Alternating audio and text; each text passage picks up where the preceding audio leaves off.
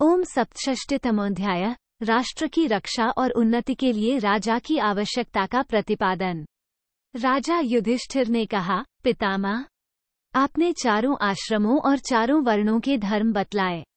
अब आप मुझे ये बताइए कि समूचे राष्ट्र का, उस राष्ट्र में निवास करने वाले प्रत्येक नागरिक का मुख्य कार्य क्या है। 1।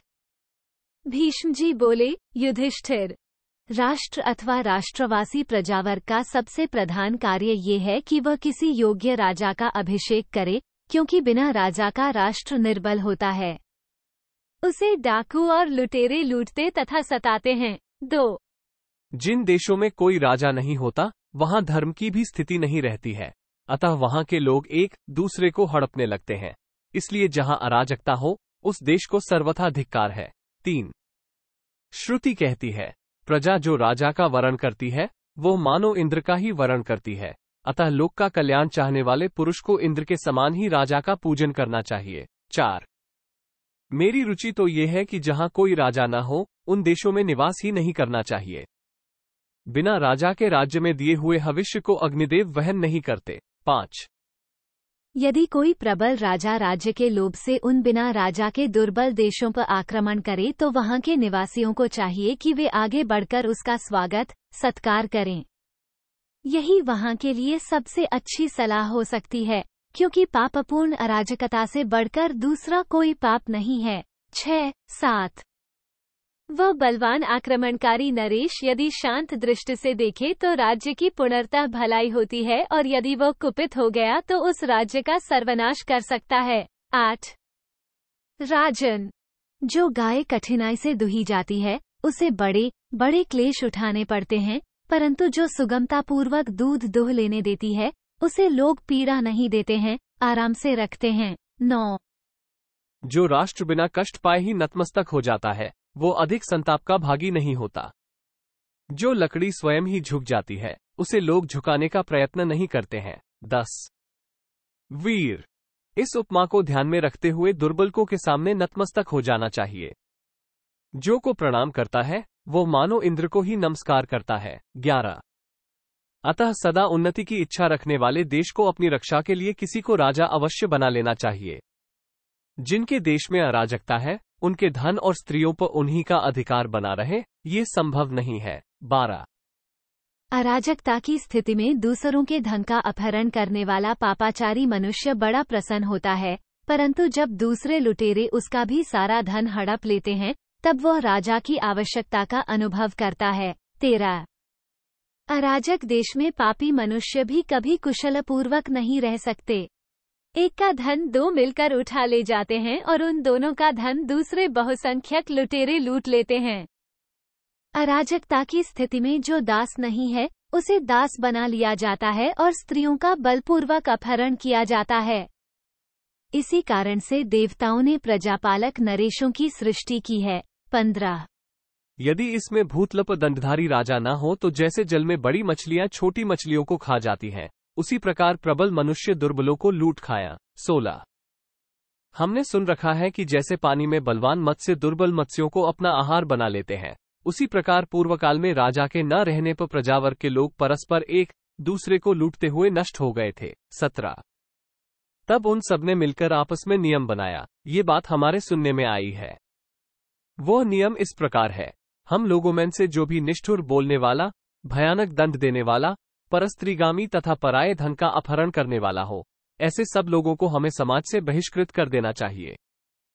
सभी वर्ण के लोगों में विश्वास उत्पन्न करने के लिए सामान्यतः ऐसा नियम बनाकर उसका पालन करते हुए वे सब लोग सुख से रहने लगे। कुछ समय तक इस प्रकार काम चलता रहा, किंतु आगे चलकर पुनः दुर्व्यवस्था फैल गई। तब दुख से पीड़ित हुई सारी प्रजाएं एक साथ मिलकर ब्रह्माजी के पास गईं और उनसे कहने लगीं, भगवान, राजा के बिना तो हम लोग नष्ट हो रहे हैं। आप हमें कोई ऐसा राजा दीजिए जो शासन करने में समर्थ हो, हम सब लोग मिलकर जिसकी पूजा करें और जो निरंतर हमारा पालन करता रहे। 20। तब ब्रह्माजी ने मनु को राजा होने की आज्ञा दी, परंतु मनु ने उन प्रजाओं को स्वीकार नहीं किया। 21। मनु बोले, भगवान, मैं पाप कर्म से बहुत डरता हूँ। राज्य करना बड़ा कठिन काम है। विशेषतः सदा मिथ्याचार में प्रवृत्त रहने वाले मनुष्यों पर शासन करना तो और भी दुष्कर है। 22। भीष्म जी कहते हैं, राजन, तब समस्त प्रजाओं ने मनु से कहा, महाराज, आप डरे मत, पाप तो उन्हीं को लगेगा जो उसे करेंगे। हम लोग आपके कोष की वृद्धि के लिए प्रति 50 पशुओं पर एक पशु आपको दिया करेंगे। इसी प्रकार सुवर्ण का भी 50वां भाग देते रहेंगे। अनाज की उपज का 10वां भाग करके रूप में देंगे। जब हमारी बहुत सी कन्याएं विवाह के लिए उद्यत होंगी, उस समय उनमें जो सबसे सुंदरी कन्या होगी उसे हम शुल्क के रूप में आपको भेंट कर देंगे। जैसे देवता देवराज इंद्र का अनुसरण करते हैं, उसी प्रकार प्रधान मनुष्य अपने प्रमुख शस्त्रों और वाहनों के साथ आपके पीछे पीछे चलेंगे। 25। प्रजा का सहयोग पाकर आप एक प्रबल, दुर्जय और प्रतापी राजा होंगे। जैसे कुबेर यक्षों तथा राक्षसों की रक्षा करके उन्हें सुखी बनाते हैं, उसी प्रकार आप हमें सुरक्षित एवं सुख से रखेंगे। 26। आप जैसे राजा के द्वारा सुरक्षित हुई प्रजाएं जो धर्म करेंगी, उसका चतुर्थ भाग आपको मिलता रहेगा। राजन, सुखपूर्वक प्राप्त हुए उस महान धर्म से संपन्न हो आप उसी प्रकार सब ओर से हमारी रक्षा कीजिए, जैसे इंद्र देवताओं की रक्षा करते हैं। 28। महाराज, आप तपते हुए अंशुमाली सूर्य के समान विजय के लिए यात्रा कीजिए, शत्रुओं का घमंड धूल में मिला दीजिए और सर्वदा आपकी जय हो। 29। तब महान सैन्यबल से घिरे हुए महाकुलीन महातेजस्वी राजा मनु अपने तेज से प्रकाशित होते हुए से निकले। 30।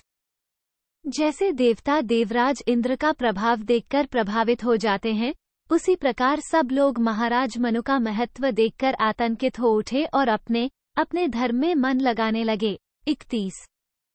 तदनंतर वर्षा करने वाले मेघ के समान मनु पापा चारियों को शांत करते और उन्हें अपने वर्णाश्रमोचित कर्मों में लगाते हुए भूमंडल पर चारों ओर घूमने लगे। इस प्रकार जो मनुष्य वैभव वृद्धि की कामना रखते हो, उन्हें सबसे पहले इस भूमंडल में प्रजाजनों पर अनुग्रह करने के लिए कोई राजा अवश्य बना लेना चाहिए। 33। फिर जैसे शिष्य भक्तिभाव से गुरु को नमस्कार करते हैं तथा जैसे देवता देवराज इंद्र को प्रणाम करते हैं, उसी प्रकार समस्त प्रजाजनों को अपने राजा के निकट नमस्कार करना चाहिए। 34। इस लोक में आत्मीयजन जिसका आदर करते हैं, उसे दूसरे लोग भी बहुत मानते हैं, और जो स्वजनों द्वारा तिरस्कृत होता है, उसका दूसरे भी अनादर करते हैं। 35। राजा का यदि दूसरों के द्वारा पराभव हुआ तो वह समस्त प्रजा के लिए दुखदायी होता है।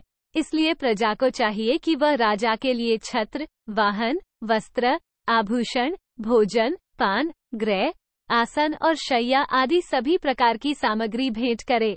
36, 37। इस प्रकार प्रजा की सहायता पाकर राजा दुर्धर्ष एवं प्रजा की रक्षा करने में समर्थ हो जाता है। राजा को चाहिए कि वह मुस्कुराकर बातचीत करे। यदि प्रजावर्ग के लोग उससे कोई बात पूछें तो वो मधुर वाणी में उन्हें उत्तर दे। 38। राजा उपकार करने वालों के प्रति कृतज्ञ और अपने भक्तों पर सुदृढ़ स्नेह रखने वाला हो। उपभोग में आने वाली वस्तुओं को यथायोग्य विभाजन करके उन्हें काम में ले। इंद्रियों को वश में रखे। जो उसकी ओर देखे उसे वह भी देखे एवं स्वभाव से ही मृदु, मधुर और सरल हो। 39। इति श्री महाभारते शांति पर्वणि राजधर्मानुशासन पर्वणि राष्ट्रे राजकरणावश्यकत्व कथने सप्तषष्टितमोऽध्याय। 67। इस प्रकार श्री महाभारत शांति पर्व के अंतर्गत राजधर्मानुशासन पर्व में राष्ट्र के लिए राजा को नियुक्त करने की आवश्यकता का कथन विषयक 67वां अध्याय पूरा हुआ। 67।